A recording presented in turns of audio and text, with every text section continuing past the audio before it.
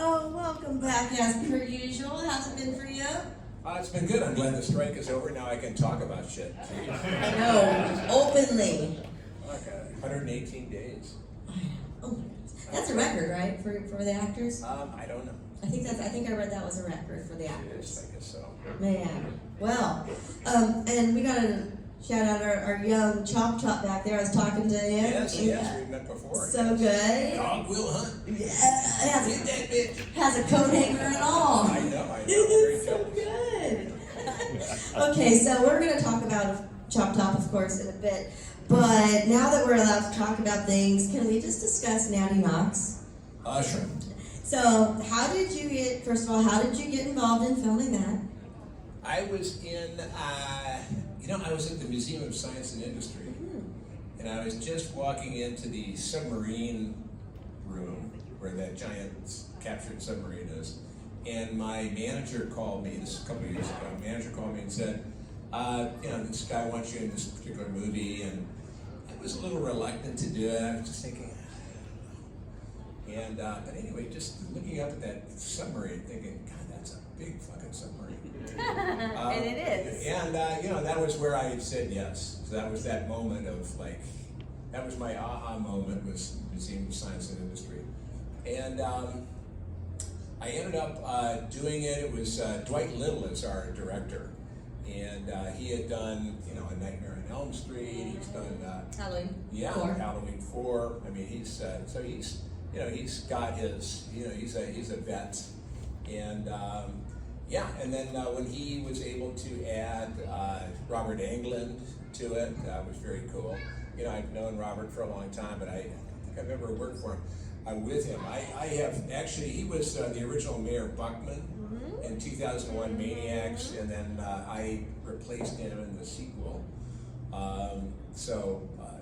We had a lot. We've had a lot of encounters at different conventions and stuff, and I think he's a great guy. Yeah. And so it was great to that Dwight got him on board, and then of course Danielle Harris, who's here this weekend as well, who is awesome. And I will say that without giving any spoilers, this is Natty Knox, Nattyknocks. It's on TV right now, streaming. I also want to know, what are some of the challenges in playing the character of Abner Honeywell? Well, the challenge was because we shot out of sequence. I never really knew whether I was, the good Abner or the bad Abner. Yeah. So I was so glad that the director knew. He would say, "You're bad Abner today." I was like, "Oh, okay, all right." So then I got bad. How crazy do your eyes need to be? Yeah, exactly. But I did want to say just about Danielle that I have a scene, without again going to a big spoiler on Natty Knox, where I am strangling her. Just a fun day, fun afternoon. And I come up behind her, and I think I put a rope around her neck or something like that. Anyway, she screamed because she sees me in the mirror, kind of coming up behind her, and she's screaming. So I wasn't really strangling her because she was full throat, and she screamed so well. I've been in this business for a long time. I've heard a lot of screams in my day, but Danielle's scream was unbelievably good. It was so blood-curdling and loud and wow. And I stopped what I was doing. I broke the scene. I said, "Are you okay?" And she goes, "I'm acting, Bill." I was like, "Oh my God." I said, "That's the best scream I've ever heard in my life." So she can scream. So if you're ever doing a Scream Queen contest, not that you would be, but she got the name, honestly. Yeah, she between her and my old buddy Caroline Williams, played Stretch in Texas Chainsaw too. She screamed an awful lot. Not as loud and blood-curdling as Danielle, but she screamed morning till night, for months at a time. Yeah. She was amazing. So those are my two favorite Scream Queens. One more Natty Knox question, then I'll move on. I'm sorry. I love this movie so much, so I'm nerding out. That movie had an amazing young cast. Yes. Those children and young adults were so very talented. What was it like working with such an amazing young cast? It's actually good. It's good because yeah, they're all very eager and willing to do all the crazy stuff that's asked of us on these movies. I thought they did a great job. I was very happy. I do remember I did an episode of what is it called? It was with Robert Stack, Unsolved Mysteries. And I did that many years ago in Salt Lake City, and it was called Lucky School. Great episode. And me and my wife, show up at a great school. We've got like a homemade bomb. We're gonna blow up the 4th grade if you don't give us some money. And it was so funny because there was a bunch of kids. I mean, it was actually a real school with real kids. I mean, they knew that it was like we were making a movie or an episode. And but I found that the kids were very quick to try to be friendly, like "Hi, Bill," that kind of thing. And they're supposed to be scared. I mean, they're not real actors, so they were supposed to be scared. So I went out of my way to be mean to them, and they were like, "Hi," and I go, "Shut up!" So when we, that was during lunch. So when we actually shot it, they were like properly frightened. But the kids in Natty Knox, I thought they did a great job. They were older than 4th grade, so that was helpful. I didn't have to yell at them. Their parents do that. Yeah, I was very impressed with young Channing. Yeah. She was the youngest one. I think she's 15 now, so I'm not sure how old she was when you guys were filming it. But oh my goodness, none of those children were wooden, or you just believed it, and and so you don't mess with her because she's like an Aikido She champion. is. She was showing off the fact that she could literally kick like the hat off my head kind of thing. It's like, okay. She's like shorter than I am, by the way. Chill out, kid. She is tiny. Yeah. She's frightening. She's amazing. She is so great. I will tell you that I do have a couple of more movies coming out that I can talk about. Let's do it. One of them is it's a farm classic with Kane Hodder called Hayride to Hell. And that should be coming out pretty soon. And that also has your daughter in it, correct? Yes, yeah, my younger daughter Marion Moseley is in that, and we shot that on a farm in Pennsylvania, and the script was written and the movie was financed by the farmer of the farm that we shot at. So that was very cool, Farmer Bob. And so yeah, and so I played kind of his farm fantasy. Because it's a story about how a town wants to basically buy out Farmer Bob, who's been on that farm. It's a legacy farm of 100 years or 200 years or whatever. And Farmer Bob doesn't want to sell, and so there's a battle, and the townspeople are represented. The evil townspeople are really represented by Kane Hodder.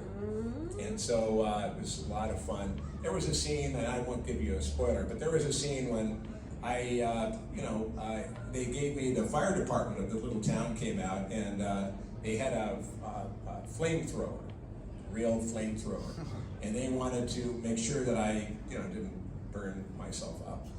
And the scene was basically, shooting Kane with a flamethrower. So I enjoyed that one. And then I also did a movie called The Fetus, Fetus, and that was with Lauren Rivera, who is, of course, the final girl in Terrifier 2. So we had a great time. I played her dad. I mean, I guess it's that phase of my career. Poor little girl. And then I did a movie recently with Lynn Shay from The Conjuring, another 2001 Maniac. Right. And that is called Scared to Death, and that is coming out one of these days. So yeah. So I mean, they're kind of like planes, getting ready to land at some point. So.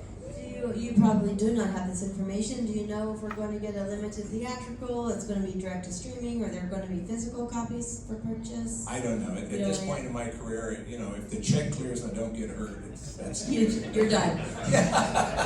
After this, you're done. I'm good. And if they distribute it, great. If they don't, you still got paid. That's kind of callous, but yeah. You did your job and you got paid for it. That's right. I said you had a question. Yeah. Okay, when it comes to Texas Chainsaw and then the Texas Chainsaw 2, both directed by Toby Hooper. Yes. Nubbins. I never realized, now I watched this movie 1,000 times, I never realized that Nubbins was the hitchhiker from the original movie, okay? Is there any type of backstory that's like as brothers that was written or that you've thought about where you're carrying them around all the time? I mean, is there a certain type of relationship out that wasn't filmed in the movie, but that was kind of like thought of, or? No, not really. Okay, good answer. No, actually, it's so funny because when I did Texas Chainsaw 3D, back in 2003 or 4, whatever it was, I remember the director calling me up to welcome me to the cast, and I was cast as the cook. And I said, well, God, that's like asking, Curly to play Moe and making the Three Stooges, and I'm Chop Top. Yeah. He said, well, they don't have the rights to Chop Top. Chop Top is Chainsaw 2, and that's owned now by Sony Pictures. And the original Chainsaw has a different ownership. So any new characters are not included in the rights to the original. So I was told that, so there can't be a Chop Top in that 3D one.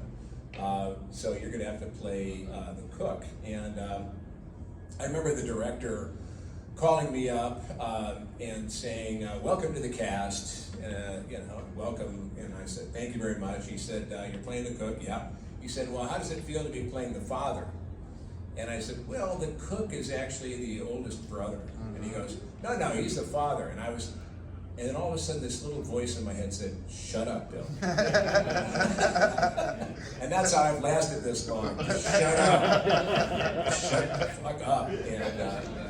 And so I went, it feels good. It feels darn good. Yeah. And it was so funny because he said, well, when you play the cook, we're going to get you a nice fat suit. And I said, a fat suit? I said, well, the cook is a gaunt man. He said, no, he's fat. And Shut up, Bill. Shut up, Bill. Like, yeah, okay, yeah, sounds good.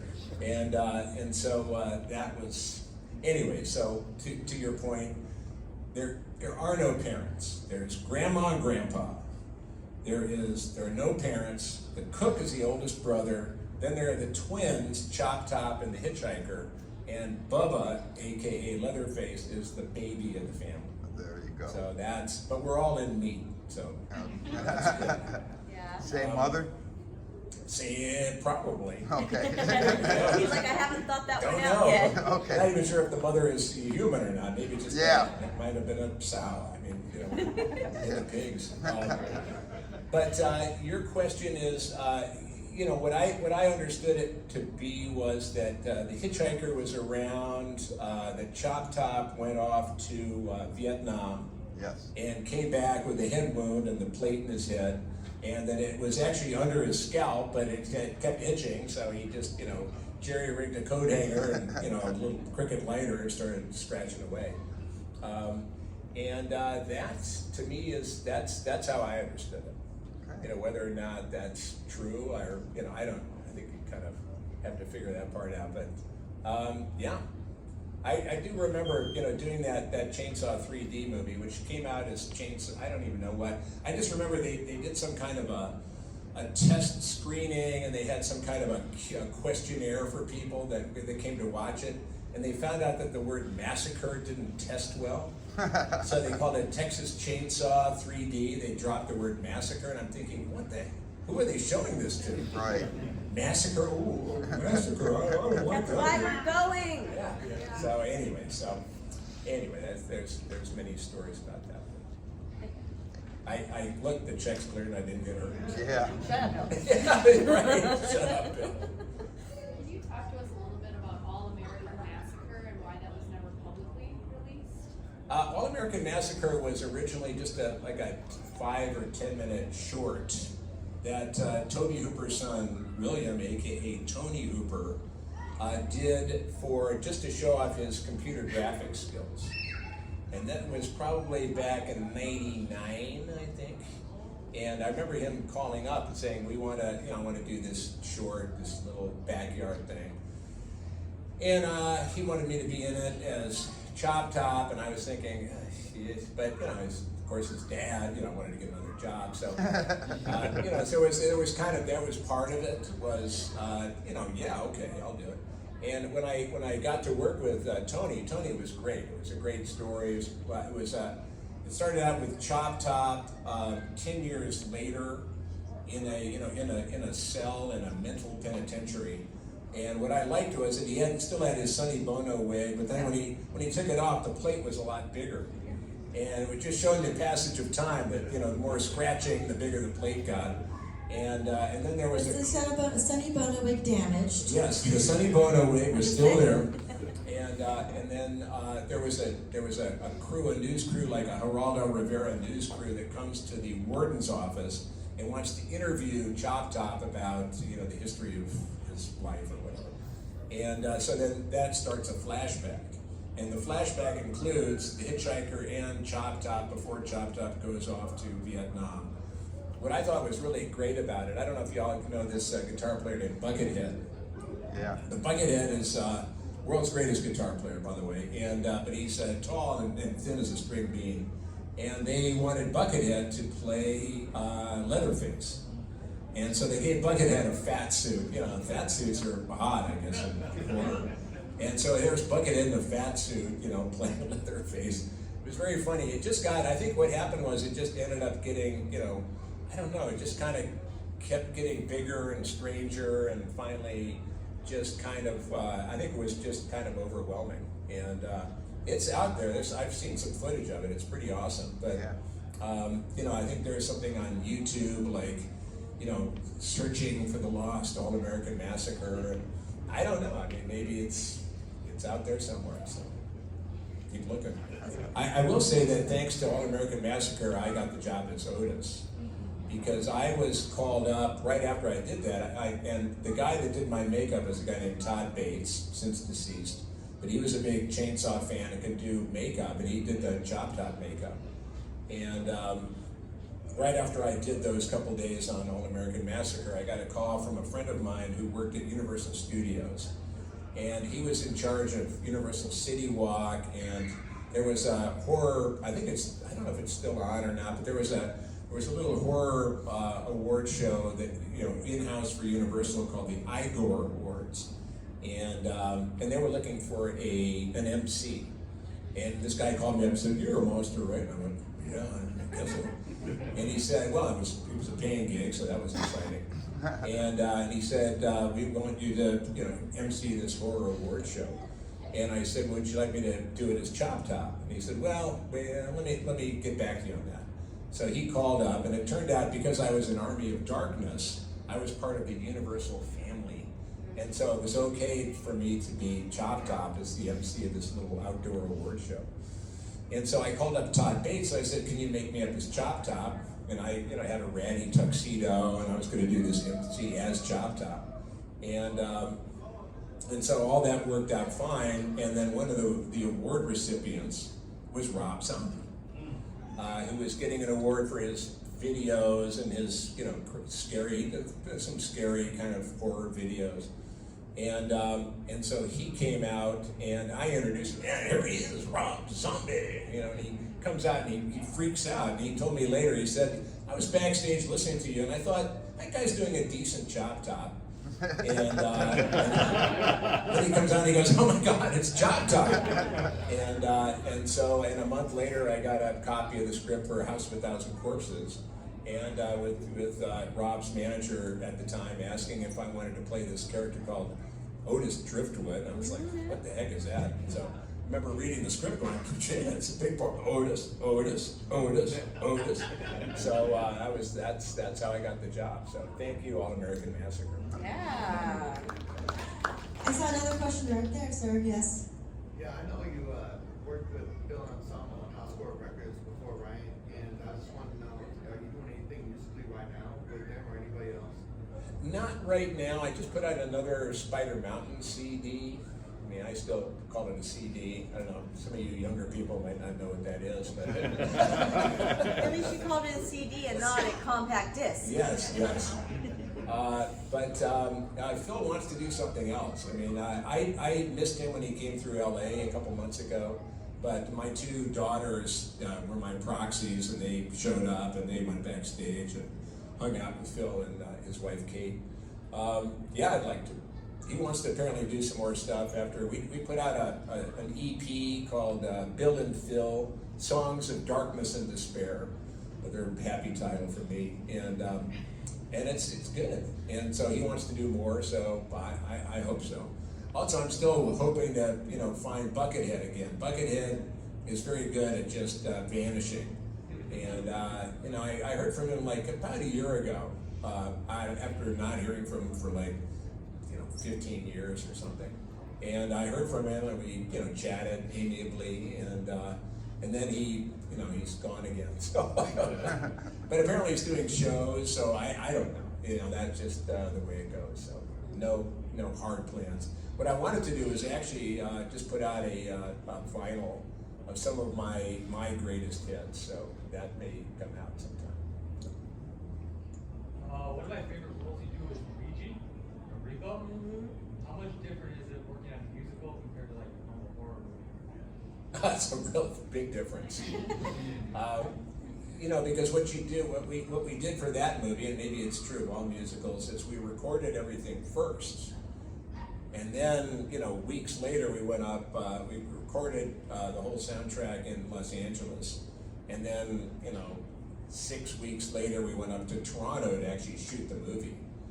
And so once you have recorded your songs or whatever and the feeling in each of the songs, the whole trick is to make sure that it matches when you are acting. If you're acting and you're angry and this happy tune is coming out of your mouth, it looks a little weird.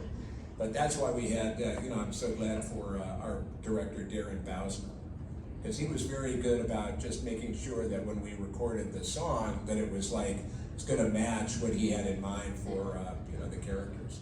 Also, I learned that when you do a musical, it's good to sing along as opposed to trying to just do the mouth like. You sing along as they're playing the music, so it looks like you're actually air is coming out of you. But it was a lot of fun. I loved that. And then we did, of course, after that we did the Devil's Carnival, and then we did Devil's Carnival 2. I wasn't in that so much because I think they ran out of money. Uh-oh. Bill, so between the time of the Devil's Rejects and then Free from Hell, was there ever like a point during that time span where you were kind of wondering, or the cast was like wondering, are we doing a third movie, Rob? Or did he just kind of call one day and say, hey, I need you back for the third one? Yes, answer number 2. He, basically, as an actor, it sometimes gets a little difficult because sometimes you're raring to go and no one else is, and we have to wait for that that magic call. I do remember when Rob called up and said, I'm working on a script for the third movement, Free from Hell, of the rejects of the Firefly family trilogy, or whatever you call it. And I said to him, I said, hey, that's great. I'm very happy to hear that. And I said, what would be cool is if you wrote a little part for my wife. And my wife is Lucinda Jenny. She's been in Rain Man, Thelma and Louise. Look her up, Jenney. So she's Thinner. Yeah, excuse me. I love Thinner. Thinner. Mothman Prophecies. Yes. The Rogue River, one of our faves. What's your But wife's anyway, name? so Rob, and I said it in a way so that if Rob didn't do it, it wouldn't be like it wouldn't be a deal breaker. Hey, casually. And a couple months later, he calls up and says, well, I finished the script, and I said, oh yeah, that's great. He goes, yeah, and I wrote a part for Lucinda. And I was like, oh man, that's awesome. He goes, well, here's the good part. You get to kill her. So that's how that went down. And I do in the movie. I don't know if you have seen it, but she plays a bounty hunter, and she I work her over. How did she deal with that? She was very. Was she like, babe? She didn't really know what she was getting into until she got on the set, and what happens is she's with a partner, Bill Oberst Jr. and they come upon Foxy. They come upon Richard Brake, and they're giving him a hard time. They got guns on him, and then all of a sudden off screen there's a shotgun blast, and not Richard, but Bill, her partner, is his head kind of explodes, and anyway, and she's there next to him, and the camera's on her, and just all of a sudden there's this blast of brains and blood, all over her face, and so what they were doing was that they basically had a load of I think it was banana and food coloring, whatever they make brains out of these days, and so, but it was very important for her to not anticipate that she was going to get this load of banana blood in her face, and so there was a time constraint, so you don't really want to blow some banana in somebody's face and then have to clean it all off and reset, and so that was her big challenge, and she was like a pro. She took that, those brains. I was very impressed. I was like standing off, just watching her, and she was like awesome. I thought, man, that woman, that's why I married her.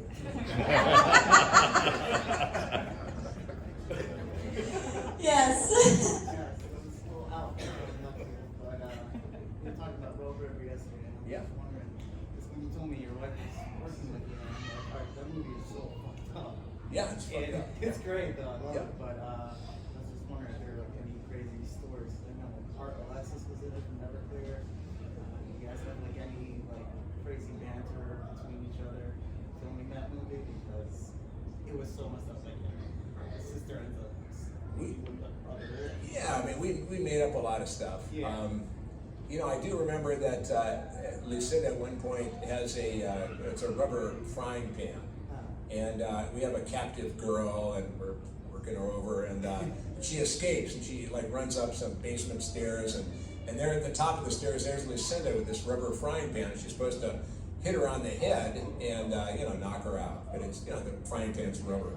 Well, Lucinda, they did a couple of takes, and so Lucinda, she's into it, and so she banged this poor girl Michelle Page on the head a bunch of times, and Michelle ended up with a kind of a mini concussion and had to go to the hospital. But that's my wife, damn it. You must be so proud. I am so proud. Yeah, that's showbiz. That is showbiz. Yeah. Man, but I know this isn't the Lucinda panel, but I love your wife. I've never had the pleasure to meet her. She's a I hope I can one day. We gotta get Phil put together at one of these shows. Yeah, well, she's happy now because we finally finished our kitchen remodel. So I don't know if y'all went through that, but it's Dapper fucking remote. nightmare. Yes. So now she's happy, Yes, it's done. happier. She has her kitchen back. Yeah. Yeah. Well, now it's we bought a 1928 house, so like everything needs to be remodeled. So. Yeah. What? So next project? I want it to be the roof. We live in California, where apparently El Nino is going to soak us from January to April of next year. So I thought the roof, but there's so many things. You can just The kind of roof is a reach your hand. Hand. You can reach your hand in a hat full of different oh yeah, the garage. That's falling apart. How about some windows? And stuff like that. So. On the set of Repo, did you get to interact with Sarah Brightman very much? Oh, yeah, sure. What was she like? Yeah, she's punk. It's wild because she thinks she's so, usually so ethereal on stage. But she's black leather. She's down. It's cool. The fact that she, was able to be hoisted, with, her eyes being plucked out and stuff like that. That was pretty cool. And the person next to you. So a couple weeks ago, we were surprised to see the movie called Convent, and I was wondering if you had any set stories working with Julio on that in general. Yeah. Actually, I don't smoke weed, and so I was a little worried because there was we have a weed, we pass a roach between us. And they were, the director, Mike Mendez, said, Coolio's, we bust some college kids or high school kids, whatever they were, and we get their weed stash. We're like the security guards or the cops, and they're all freaked out, and we told them to get out of there, and then we smoked their weed, and so Coolio has this weed, and he's like smoking this roach, and he's passing it, and then he's supposed to pass it to me. And what I said was, look, I don't really want to smoke that weed.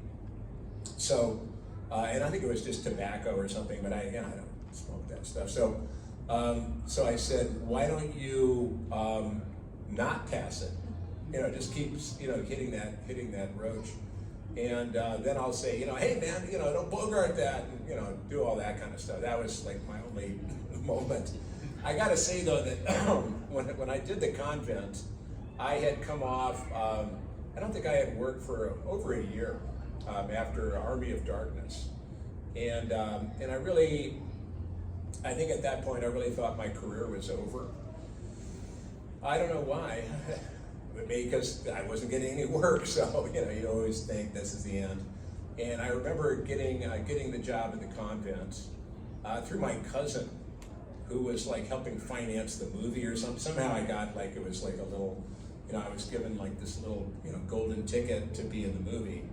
And I remember driving out to the set of the Convent, and I was so scared. I've never been that afraid before. And this was long after, a lot of work. But I hadn't done it for a while, and for some reason, I just had this psychology that I was driving to my doom. And I remember getting closer and closer and just like thinking, I'm gonna, go home and tell them I'm sick. I just literally, and I finally pulled up, and I remember getting out of the car, going to my little trailer. Before I got to the little trailer, a couple of the kids in the cast, came up and said, "Oh God, we're such big fans of yours. Oh, we can't wait to work with you." And I'm literally dying inside. I'm going, "Hey, that's great." Having a heart attack. And I remember it saying, "Thanks a lot," and opening the trailer door and literally falling in onto the floor. and I remember kind of kicking the door closed. And I just had that, I was terrified. I don't know. You'd think that once you started to, work, that it would dissipate. It didn't really. So when I look at that performance, I think that's pretty good for a guy who was really freaked out. So, excuse me. That is my tale of woe. And then it was all good after that. Anyone else? In the back? Oh yeah, what is that? Coughed up. Oh yeah, great. It's the only I way. thought it was like a wad of gum. No, but like trade secret, the only way I can sit up here and talk for 4 hours straight is that, So and it's been a very coughing weekend. Like a lot of the guests have just all of a sudden had coughing fits. It must maybe it's something in the air. It must be. Well, maybe, also I've been going, God will hunt. Right. Yeah. It's something on the stage because it's not just you. It's a lot of people halfway good. through. Yeah, it's very. So I've been doing this to all the kids. Thank you very much. I appreciate it. Of course, I'm here for you with God. All right, thanks. Okay, I saw someone back there though. Yes. What was it like working with Rob Zombie, and what was one of your favorite things working with him? I love working with Rob. Rob and I have pretty much the same kind of aesthetic, if you want to call it that.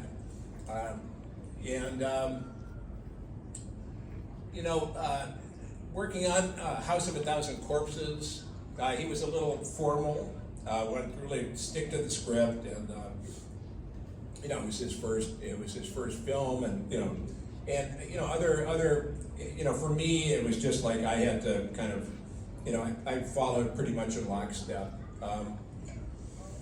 But then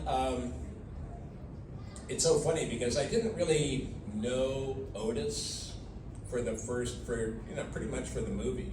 I mean, I did everything right. I said the lines, I hit the marks, I had the makeup. I mean, but I wasn't really completely connected with Otis until about 6 weeks after we had finished shooting.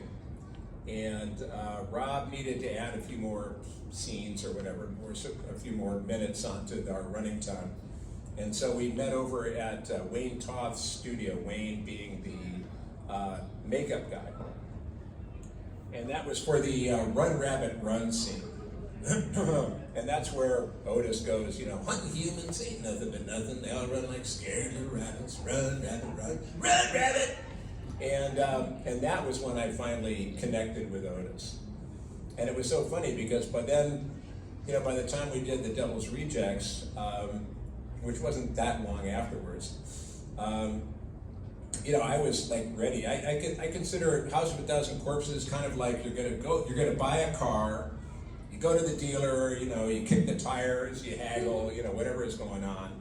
And then Devil's Rejects is you bought the car, now take it out on the highway and let's see what this baby can do. I mean, that's basically how it happened. And it was that 6 weeks, literally 6 weeks after we'd finished shooting, when I was doing that Run Rabbit Run scene in Wayne Toth's studio, when I really got Otis, so that by the time we did Devil's Rejects, I was ready to go. So, yep. No, that helps. Anyone else? What's one of your favorite scenes as an audience member of any movie at all? Any movie at all? Not just his. Any Right. movie? Okay, it would be anything with Gregory Peck in the movie of Moby Dick. So, I mean, Gregory Peck as Captain Ahab in Moby Dick is like, that to me is like, that's my jam, whatever that term is. So that would be it. Yeah. So, you work a lot, obviously, in all, not, you're primarily known for, Chop Top and Otis and Luigi in some cases, right? But you work a lot in a lot of different projects, movies, shows. Yep. When you're considering a part, what are you looking for? Money. Shut up, Bill. Shut up, Bill. Well, I want to make sure that the one. Because I know you've done things that probably didn't pay you that well, but they were really good. Well, one of the things I do is I look at the script and I think, okay, like there's a budget of $500. I'm getting $300, and so they don't have a lot of money left for the rest of the movie, the rest of the cast and crew and stuff. And then I start thinking, and there's a scene in this where I am like, they've wrapped a chain around my ankle and I'm dragged behind a pickup truck on a gravel road. And I'm just thinking, how are they going to do this? And then you talk to the director and they go, well, you can do this. I mean, we're just going to, we'll put a blanket under you and we're just going to drag you. And I just go, I don't think so. So that's the one thing. I make sure that I'm not going to get killed. Or injured or damaged. Yeah, and I don't do gratuitously violent, stupid stuff. I mean, it's kind of hard to say because I, kill people with a claw hammer and a straight razor, but there are some scenes that are like brutal, for the sake of brutality, but they're kind of stupid. I don't really like that. I don't like hurting animals. So stuff like that. I don't know. Not that I've been given a lot of scripts. Okay, and this one, kick the donkey. You kick the dog. Yeah, What? Kick the dog. No. Yeah. No, yeah. What was the hardest scene to film in Chainsaw Massacre 2? The hardest scene? Yeah. I don't remember any hard scenes. I mean, I just had so much fun. I had never done that before. That meaning acting and being, a center of attention. They shaved my head for the part, so I had never had my hair shaved off, so that was also very liberating. And I just was Chop Top for about 8 weeks.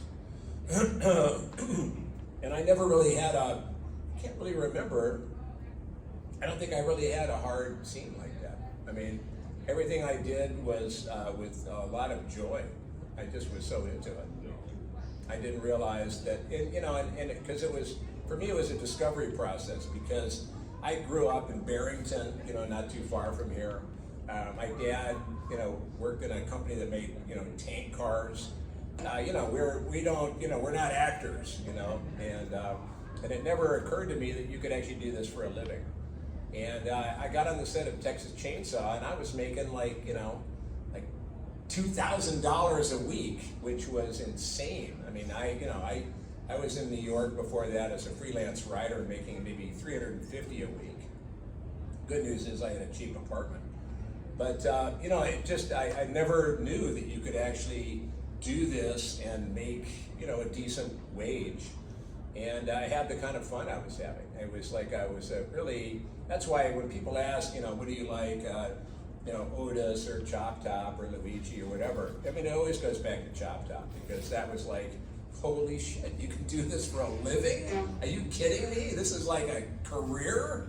And I came late to it. I didn't do Chainsaw until I was, I think, 36 when I did it, or 35, I guess. And, before that, I was a freelance writer in New York, and, I worked in advertising for a little while. That was, that wasn't good.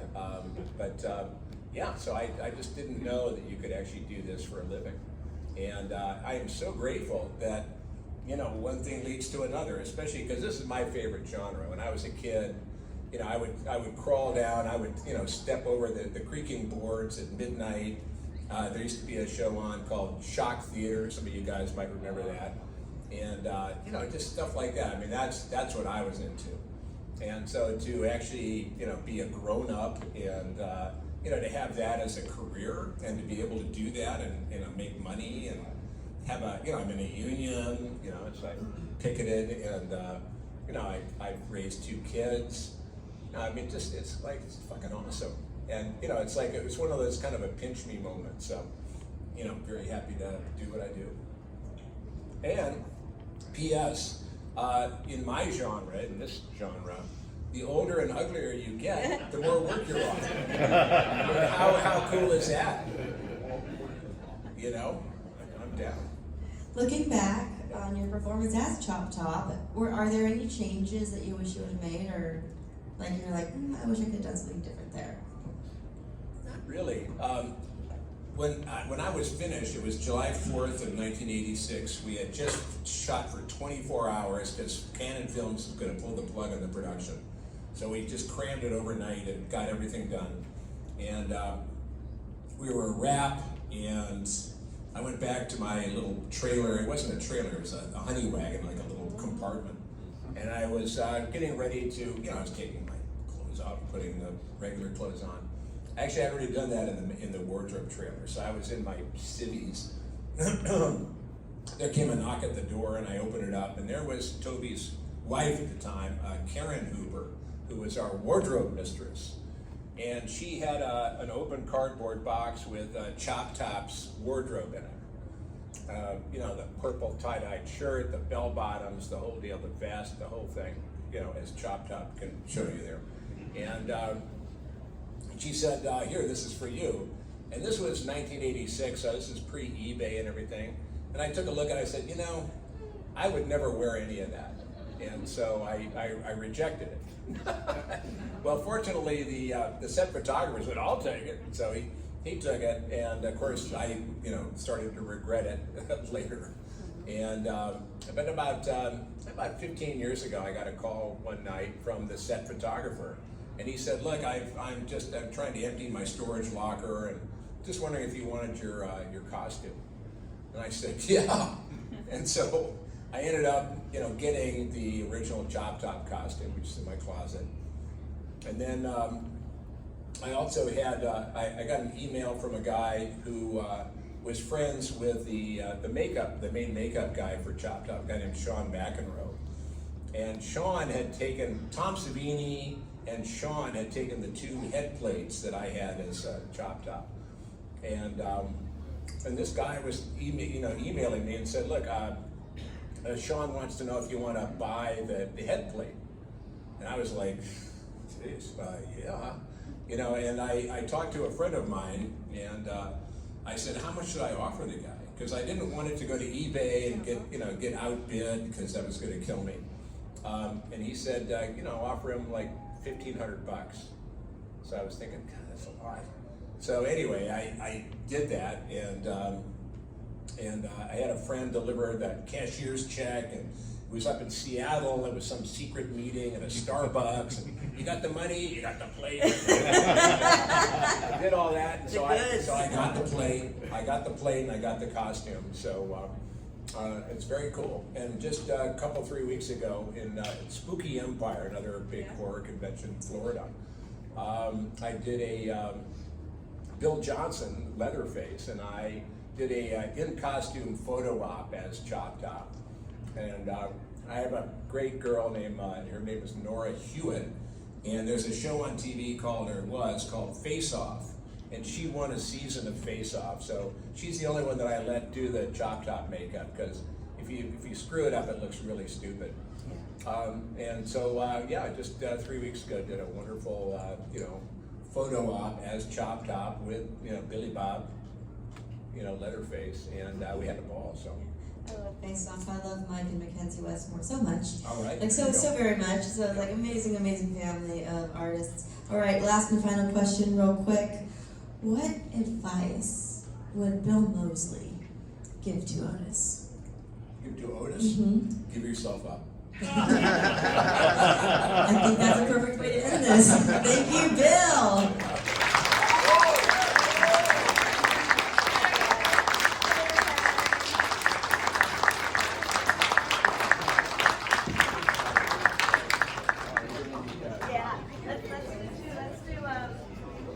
One facing the audience. Audience members, stand up and get in the selfie. That we're not taking it, someone else is taking it. So